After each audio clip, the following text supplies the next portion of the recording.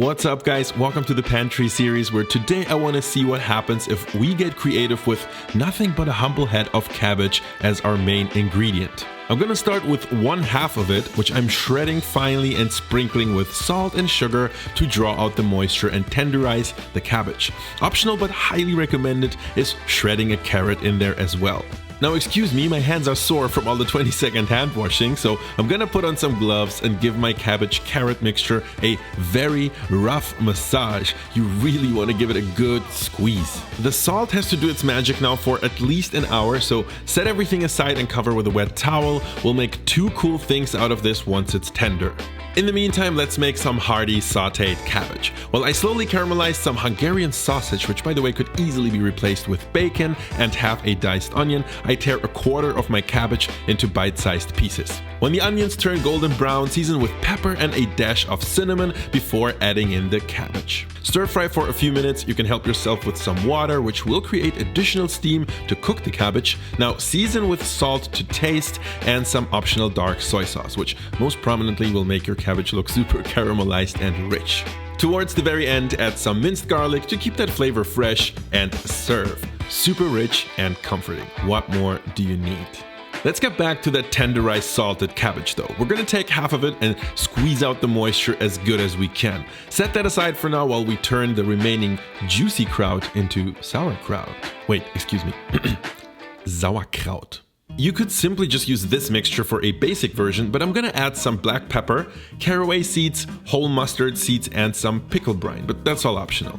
Mix everything up, figure out a way to keep all the cabbage submerged, and let this guy hang out and ferment for 3 to 4 days at room temp until nice and sour.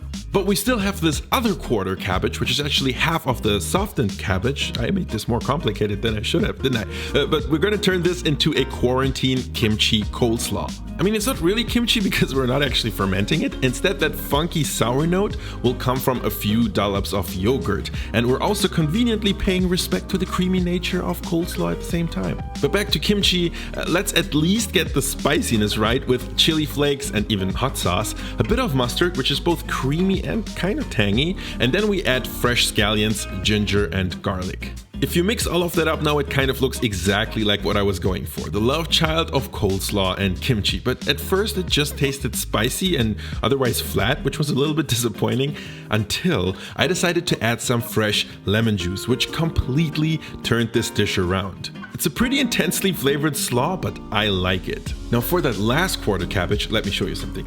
Have you ever noticed that the larger leaves kind of resemble dumpling wrappers? Well, me neither, but let's pretend they did. I'm gonna get those off and scald them with boiling water to get them soft. And in the meantime, I'll chop the rest of the cabbage as finely as I can.